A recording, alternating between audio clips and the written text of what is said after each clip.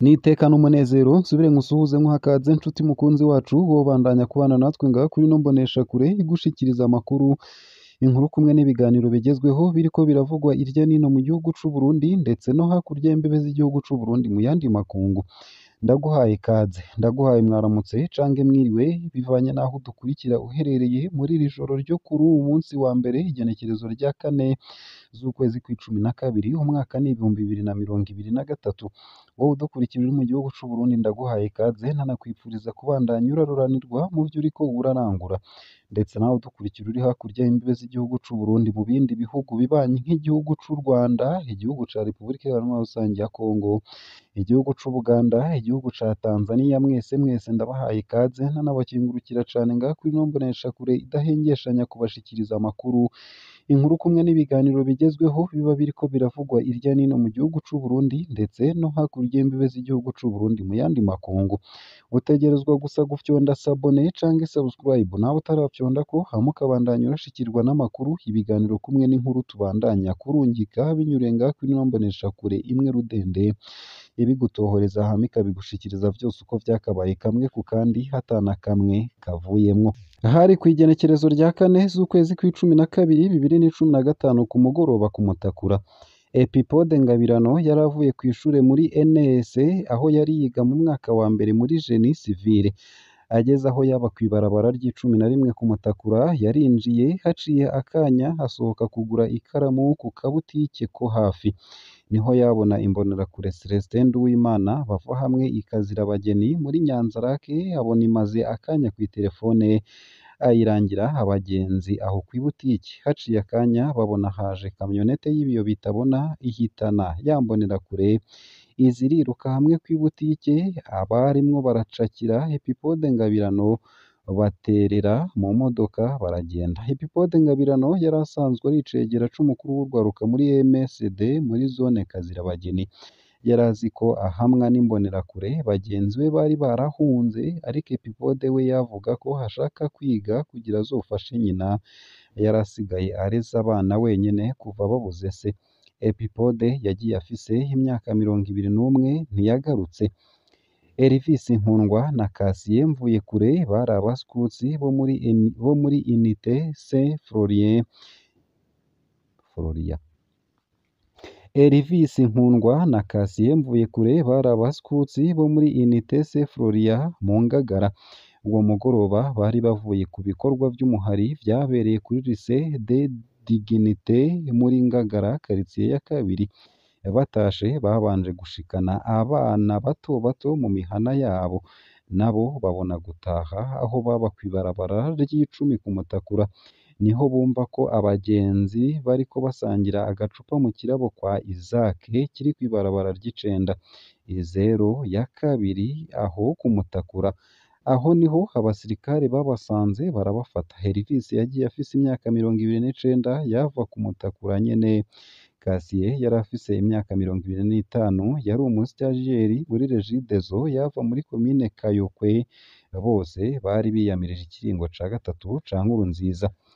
Emmanuel Ntahomvukiye na Papi Ndayishimiye bari abagenzi baba muri quartier Bukirasazi ya zone Kinama. Uyo mugoroba baratashe bavuye ku mugoroba bavuye ku buzi mu gisagara ca Bujumbura. Umwe yari yahembwe aca guha umukenyezi wiwe amafaranga yo gusuma, hanyuma aja kubaririza impuzu ku Mutakura. Avuyeyo aja gusangira agacupa na mugenzi we. Batashe binjiriye kw'ibarabara ry'icumi na kabiri rya Mutakura. Aho niho abasirikare babafatiye babajana imbere y'ikirabo kwa Isaac. Kuva ubwo nta gakuru. Emmanuel Ntahomvukiye yagiye afise imyaka 36, Papi Ndayishimiye yari afise imyaka 25. Bari abanywanyi ba FNL ya Rwasa, ntibari bashigikiye ikiringo ca gatatu ca Nkurunziza. Thierry Nijimbere batazira Tayiga yari umushoferi wa taxi yakorera mu gisagara ca Bujumbura. Uyo mugoroba yari avuye ku kazi ashika yicarana na bagenzi we hafi yaho yaba kw'ibarabara ry'umunani ku Mutakura. Yabonye haza umurwi w'abasoda barabamurika aho bicaye. Umwe aramuhamagara aritaba, baca baramujana n'uwundi mugenzi umwe. bose babatwaye hamwe ku kirabo kwa Isaac. Tayiga ntiyagarutse. Thierry Nijimbere yahavuka muri komine Makebuko, yari afise imyaka 29, yari umunywanyi wa MSD, ntiyari ashigikiye ikiringo ca gatatu ca Nkurunziza. Albert Nduwimana batazira Gaposho yari agifise imyaka 17 gusa, yari yiga mu mwaka w'12 kw'ishure Don Dodier muri quartier Cibitoke. Yari asanzwe akora muri salon de coiffure yari kw'ibarabara ry'umunani. Uyo mugoroba yari atashe muri quartier Kinyankonge mu Buterere, amanukira kw'ibarabara ry'icenda kumutakura. Yamanutse yumviriza umuziki afise ekuteri mu matwi. Ageze hamwe ku kirabo kwa Isaac, abasoda baramuhagaritse ntiyabumva, baca baramufata bamujana mu bandi bari bafashwe. Albert Nduwimana ntiyagarutse, nta politike yarimwo. Leonidas Ngendakuriyo yari umudandaza, yari afise ibutike imbere y'ikirabo kwa Isaac. Uwo mugoroba yumvise amajwi y'ababoroga imbere y'ikirabo, asohoka kuraba, nawe aca arafatwa. Leonidas Ngendakuriyo yavuka muri komine n'intara ya Makamba, yari umuvyeyi w'abana 5, yari umunywanyi wa MSD, yagirijwe ko yahora aha ibifungurwa abiyamirije ikiringo ca gatatu ca Nkurunziza. Kuva afashwe ntiyagarutse. Elia Nijimbere batazira Senegale yari afise imyaka 31, yavuka ku Mutakura, ibarabara rya mbere. Uwo mugoroba nawe nyene yarahamagawe aza aho kw'ibarabara ry'icenda, nuko aba arafashwe n'abasirikare. Yari umunywanyi wa MSD, yari yariyamirije ikiringo ca gatatu ca Nkurunziza. Abafashwe barenga 30. Amakuru y'ico gihe avuga ko hafashwe abantu 37, hariho benshi tutarashobora kumenya. Hari uwitwa Didier wo kw'ibarabara ry'icumi na 2, haravuzwe Remy Manirambona batazira Mahwinya, ndetse na Ozias batazira Busibuyi bo muri komine Ruhororo. Haravuzwe Donatien Mutoniwabo mwene Tumagu yavuka ku mutumba wa Muyabara muri komine Mubimbi. Abo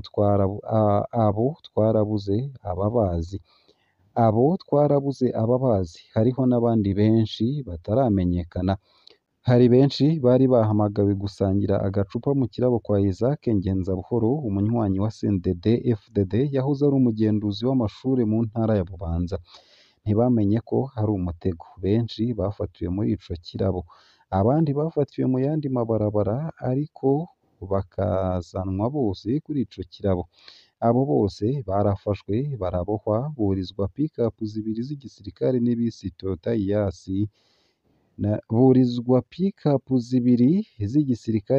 Toyota Hiace yo mu gipolisi muri GMIL. Imodoka zafashe irya Kivoga muri Bubanza. Kuva ubwo nta gakuru. Ese vyakozwe na bande? Kw'isonga hari umuhisi Lieutenant Colonel Darius Ikurakure, yatwara batayo Génie de Combattant ku Muzinda. Ni nawe yarajejwe guhonya abiyamirije ikiringo ca gatatu ca Nkurunziza mu makaritsiye yo mu buraruko bw'igisagara ca Bujumbura. Muri ayo mabanga yafashwe na komiseri Felix Niyorugira, yarajejwe operation muri GMIL ya gatatu. Ivyegera vya Darius Ikurakure mu gikorwa co kurondera no guhonya abiyamirije ikiringo ca gatatu ca Nkurunziza yari Kapitene Jules Bimazubute batazira Kibinda, ubu ni majoro. Yari afise icicaro mu Ngagara.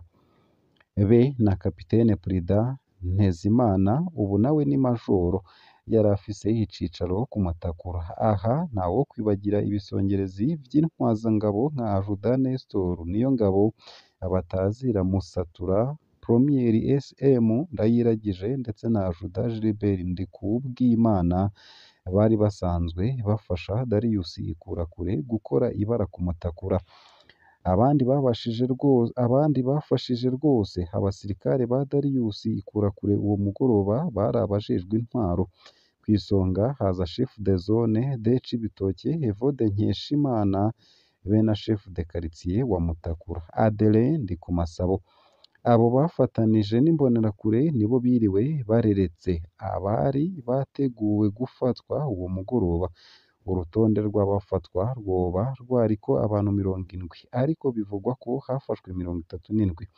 uruhara rwa Evode na Adere rwari ntangere kubera bahoze hari abanywanyi ba MSD imbere yo kwinjira muri CNDD FDD nibo bari bazi neza abo barondera bari bazi n'aho baba Komiseri Felix Niyorugira nawe nyene yari azi benshi kubera yaba ku Buterere imyaka 8 y'agacerere iraheze wari umugoroba nk'uyu abana bararindiriye umuvyeyi barabura abakenyezi bararindiriye umugabo barabura abavyeyi bararindiriye abahungu babo barabura abarabajije hose barabura uwishura imyaka 8 iraheze General Prime Niyongabo atwara igisirikare atavuze iyo igisoda cashize bano bantu imyaka iraheze Emmanuel Nahomvukiye yari umushikiranganje wo kwivuna abansi atavuga iyo bano bantu bari imyaka iraheze Gaston Sindimwo yari icegera ca mbere c'umukuru w'igihugu ajejwe ibibazo vy'umutekano ataco avuze